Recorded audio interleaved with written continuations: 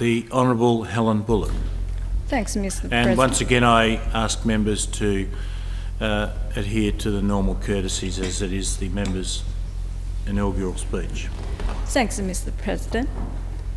Mr. President, surely no new member of this House could arise to speak for the first time without being struck by the enormous privilege which the people of regions have bestowed upon us to be of service to them, to this state, and to our Queen. It's a double honor for me, not only to be afforded the opportunity to represent the people of the mining and pasture region, but also to be, I believe, the first person born in Communist China to be democratically elected to a seat in the Parliament House. Mr. President, that of itself makes my story a somewhat unusual one, and given that my background must bear upon my consideration of the issues which come before us, I seek to place that unusual story before the honourable members of this House, free of the charge of self-indulgence, which might otherwise be laid against the one who sought to make their own experience the centerpiece of maiden speech. Mr. President, I have lived two lives, the first in China, the second in Australia. My life in China began during the Cultural Revolution. A great many Chinese, my parents among them, were victims of the Cultural Revolution, condemned to periods of deprivation and jailed from time to time by a totalitarian regime determined to set its people spying against each other and to declaring them guilty by gossip without the benefit of a system of justice based on innocence until proven guilty. In these trying circumstances, I was often, as a child, dispatched to live with my grandparents and my extended family of uncles, aunts, and cousins in the countryside. While born out of the hardship suffered by my parents, these were among the happiest days of my childhood, safe in the arms of my extended family. It was while I was growing up that I began to escape into the wonderful world of Western literature. Such classics as A Story of Two Towns and Goodbye to Weapons may have lost a little in translation, but they were still a window into a world removed from the daily hardship of life in China. I read voraciously. I loved the Brontes, and while I may have tended to be something of an Anglophile, I nevertheless devoured French and Russian novels in translation. It was through the eyes of the novelist that I began to appreciate the world outside China, a world of freedom and opportunity which other countries appeared to take for granted, to take as of right, which for me was a world of wonder. I determined that I must experience this new world. I determined to do everything necessary to earn that opportunity. I studied hard. I gained a professional qualification in accountancy. I learned English to the extent available in China, and in 1991, aged 25, armed only with a suitcase and a Chinese English dictionary, I arrived in Perth on Australia Day to start my second life. I recall that I was surprised to find that Perth was closed for the public holiday. I now understand that the regulation of retail trading hours is a perfectly natural and a proper state of affairs, which is just a part of what gives Perth a great lifestyle. The first thing I learned in Australia was that my hard-earned Chinese qualification counted for nothing. Rather than build upon my initial education, I needed first to re-qualify. To earn a living, I needed to work, and to work, I needed to gain employment on the bottom rungs of the labour market. For my first 3 years, I worked in restaurants as a cleaner and a factory hand.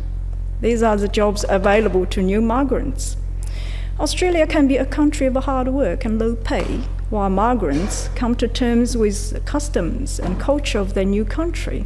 But it is also a country of boundless opportunity and one in which superficial barriers in the path of a new rival can be readily overcome if one is possessed of the determination to do so. I had little support in my new country, aside from a handful of friends in the Chinese community. My factory work introduced me to an unexpected source of support, the trade union movement, and through it, the Australian Labour Party. I joined the Food Preserves Union and saw firsthand the benefits which a migrant workforce could gain through solidarity and collective negotiation. I met the union secretary and he saw in me some potential overlooked by management. We married. Thereafter, I devoted myself full-time to study for a period.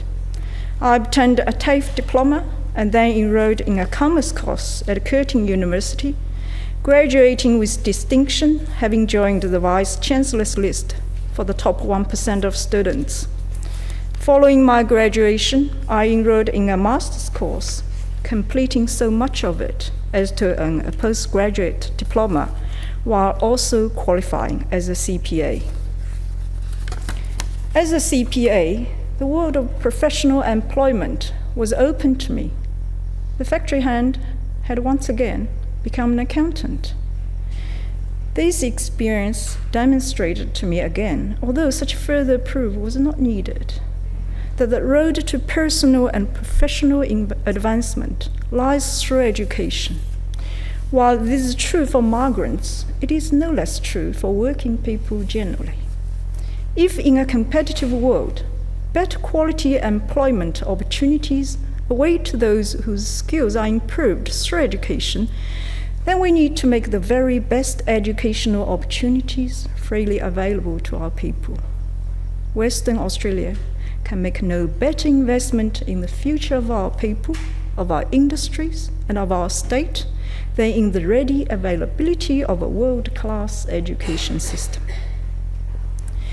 By this time, I had exhausted my enthusiasm for study and was working full-time as an accountant in public practice.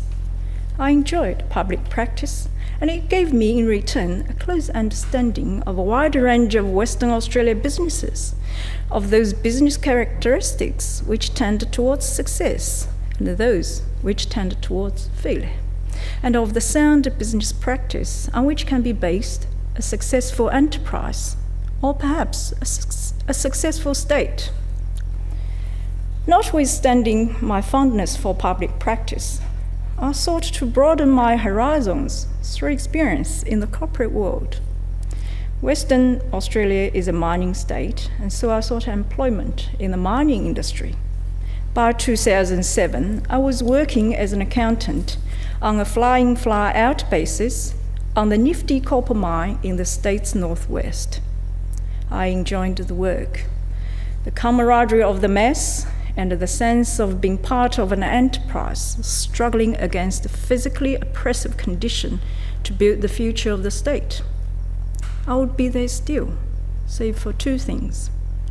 Firstly, my husband suffered a severe heart attack on 5th of September, and I flew to Perth that day to nurse him back to health.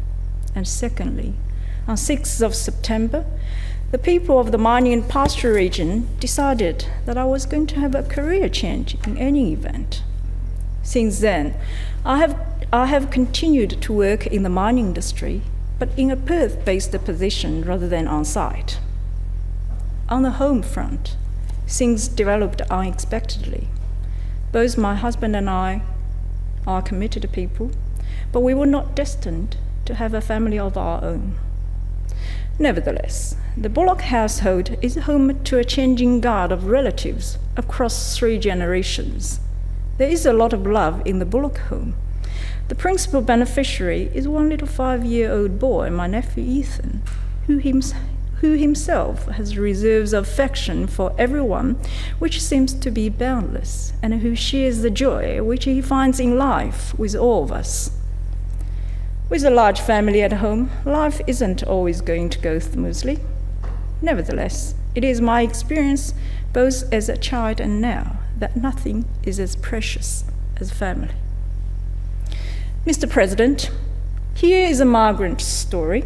It is a story of a girl born in circumstances of political oppression who developed a determination to experience a new life and new opportunities in a new country, and who has so far pursued that ambition as to find herself here, among those privileged to govern this great state. It's an honor which is scarcely comprehensible to me.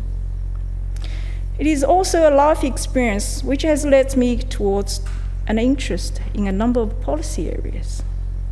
For the remainder of my time today, I wish to touch briefly on 6 of them: the mining industry, trade in China, education, multiculturalism, the trade union movement, and the family. Firstly, the mining industry. Having worked in the mining industry, I understand that it forms the basis of prosperity of this state. It provides well-paid employment to workers. It provides revenue to the government to fund the provision of services. It's a major consumer of products and services, fueling the economy of the state. I'd like to be remembered at the end of my time here as a great supporter of the industry and a supporter of its development. On behalf of the people of Western Australia, we need to maximize this development and to ensure that, to the greatest extent possible, the wealth generated by the mining industry is turned to the benefit of the people of the state. Those who would oppose the development of the mining industry bear heavy onus. They need to demonstrate that the failure to develop a particular resource stands to offer greater benefit to the people than its development. In most cases, it is difficult to imagine. I see a great and prosperous future for the people of the mining and pasture region. Those people who work hard in an overwhelmingly harsh environment deserve their fair share of the prosperity generated through mining, as do all Western Australians. The government of this state needs to work effectively to keep these benefits here, to deploy the fruits of nature's bounty wisely. Secondly, trade in China. The 21st century has been widely heralded as the Asian century. Western Australia is well positioned to take full advantage of the prosperity attainable through strong trade links with Asia. Within Asia, it is China which has captured the attention of the world in terms of its vigorous capacity for growth. Without in any way diminishing the importance of Japan as an Australia trading partner, it is the rise of China which has the capacity to drive enormous expansion within the mining and pasture region in decades to come. As a member of Parliament of Chinese origin, I believe that I am uniquely placed to assist in the development of Western Australia's relationship with this key trading partner.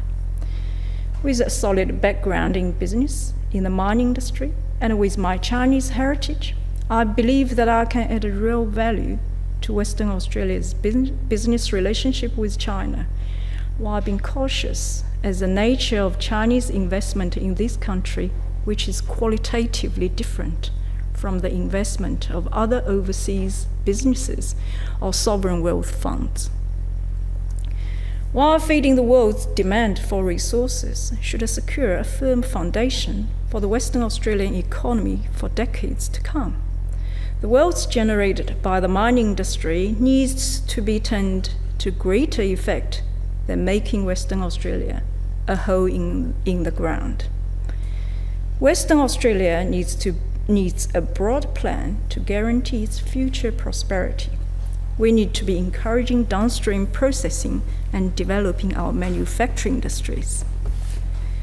This cannot include, in the long term, those industries in which the low labor costs of populous nations such as China and India give them a competitive advantage, can only be countered through the protective mechanisms of trade barriers. Rather, we need to invest in the capital-intensive, high-skill, high-wage industries of the future, as well as in those industries, the maintenance of which are determined as being critical to the national interest. Success in these fields will demand a highly skilled workforce and dramatically increased emphasis on education. Aspiring to prosperity through the development of skill-based industries is clearly doomed to failure without a full commitment by government to building a workforce which values, which is keen to acquire, and which acquires those skills. A government which talks a big game in terms of high-skilled industries, which does not back it up with world-class training, is not only diluting itself, but worse, diluting its people. Which leads me to education. Education is means by which working people and their children may improve their material lot. The provision of quality, free education to the people of the state is one of the most important duties of state government and one which they should be judged. In this regard, there needs to be an emphasis on the quality of the outcomes. Providing the mere opportunity of time served in an inadequate system is not nearly good enough. Western Australian children deserve to be schooled in the basics of literacy and numeracy, have a thorough understanding of the history of Western civilization and their place in it, as well as the philosophical foundations upon which the civilization is built. Vocational education needs to rigorously prepare for the world of work and provide them with the tools, both practical and theoretical, to not merely take their place in the workforce, but to make Australian industry internationally competitive. These objectives are not only achievable through the setting of high standards and transparent and objective assessment. Beyond these educational services provided by the government, Western Australia's deserved choice. A vibrant private education sector can provide benchmarks against which the success of public education can be assessed. Private education can provide a further educational dimension which would be inappropriate within a secular system. There is a real growing demand for this further dimension within the Western Australia community. It is particularly, but not exclusively, true of parents who seek an overtly Christian education for their children. Parents deserve this right and this choice. Government funding of private education is a recognition of the right of the child to enjoy state educational support. The state also benefits through a lower cost to the government than education in the public system, given the voluntary additional costs borne directly by parents. The government can also support parental choice in another important way free of cost.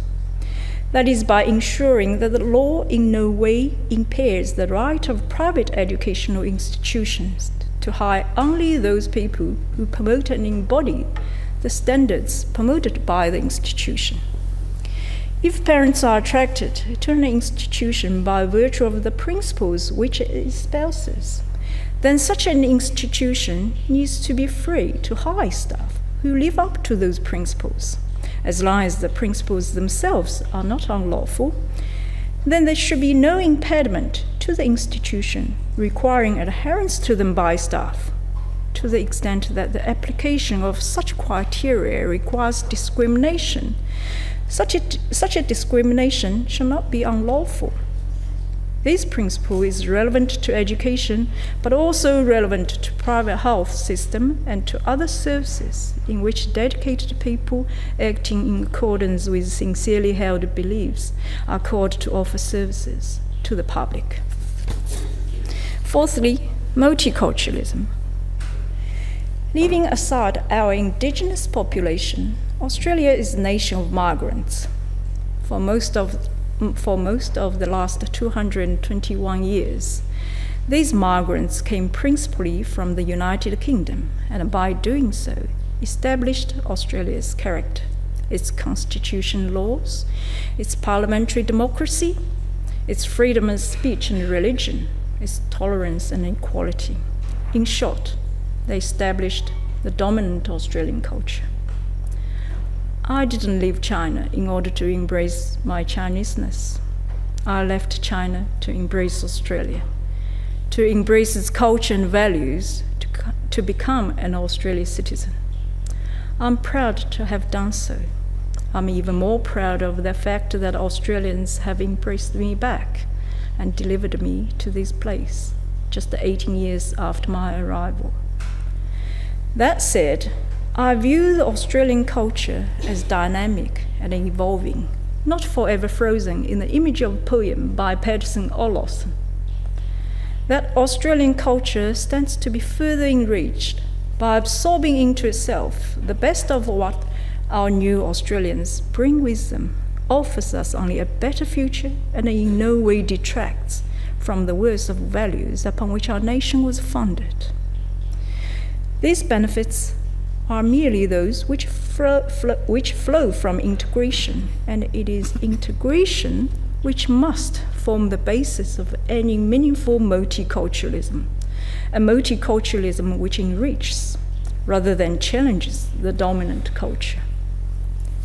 In his thought-provoking book, Beyond Right and Left, lapsed communist David McKnight postulates two models of multiculturalism, a hybridizing model and a mosaic model.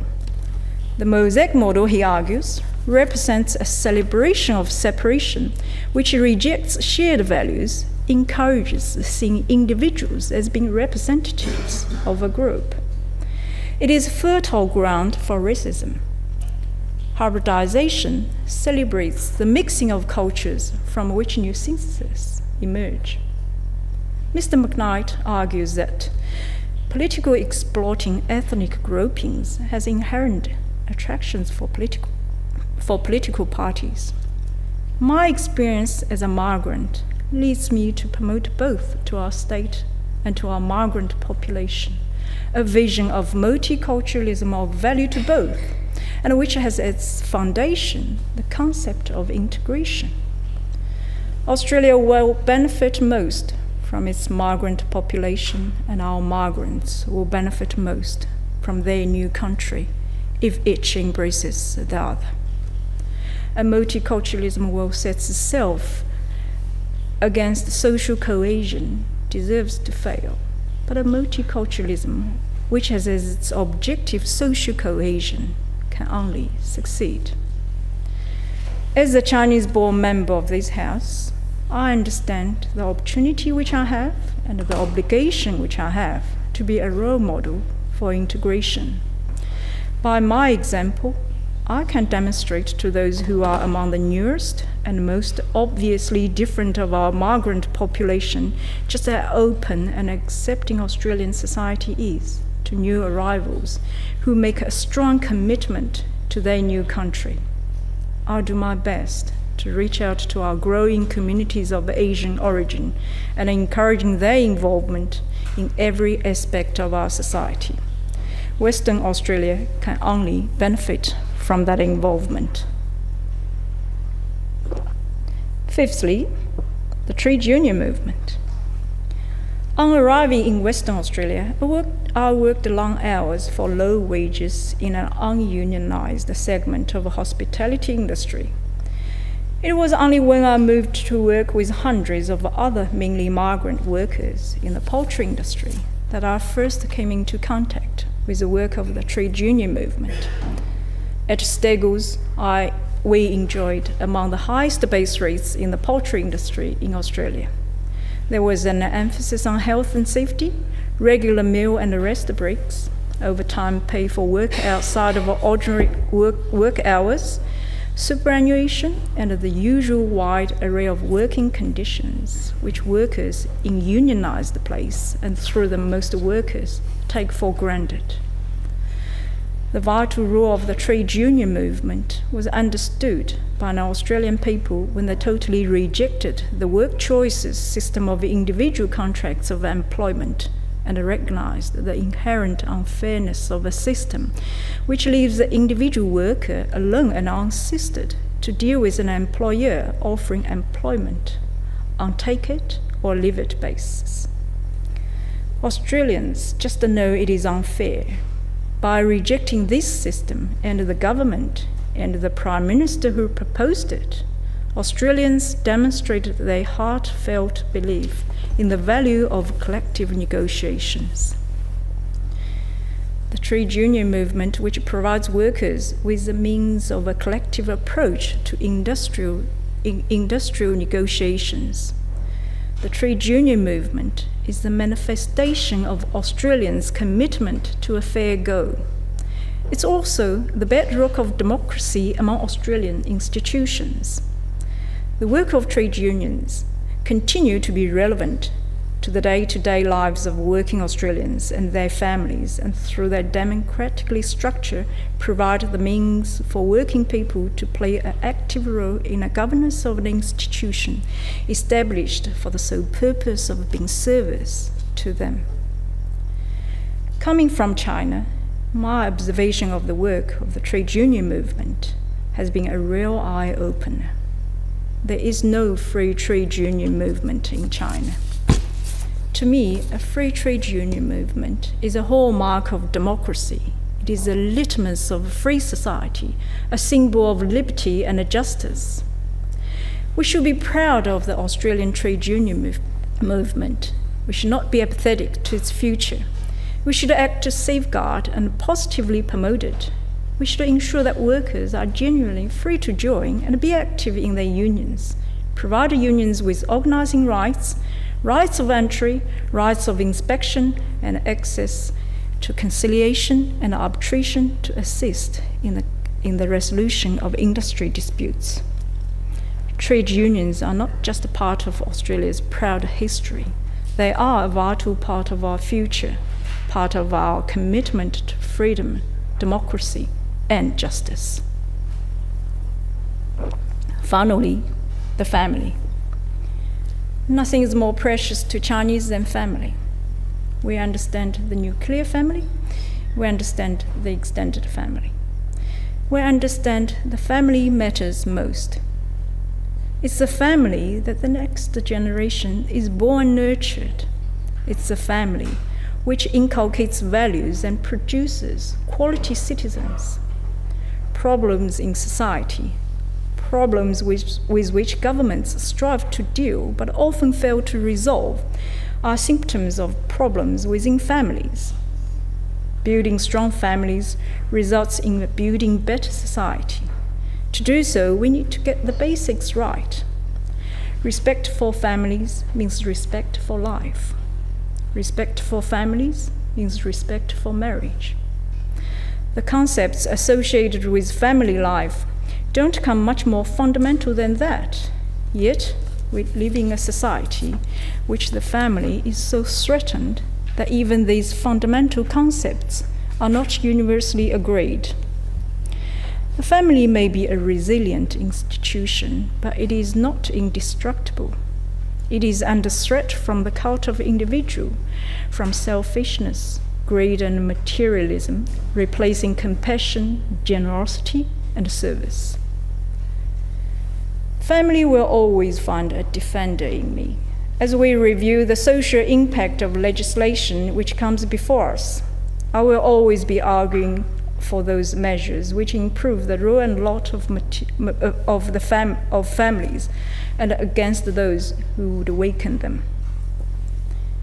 In closing, Mr. President, there are a number of people to whom I need to express my gratitude for the support which they have offered to me during my campaign for Labour pre-selection and subsequently. I have enjoyed the benefit of the support of a number of significant trade unions. In particular, I wish to thank Jim McGivern from the Powerful Transport Workers Union and Tim Daly and Stephen Price from the Australian Workers Union. They supported my candidacy from the outset, and their support was unwavering. Kevin Reynolds from CFM EU waxed and waned in his support, but came good when it counted. I also wish to thank former Premier Ellen Carpenter and Miss Lenion's Workers' Union Secretary Dave Kelly.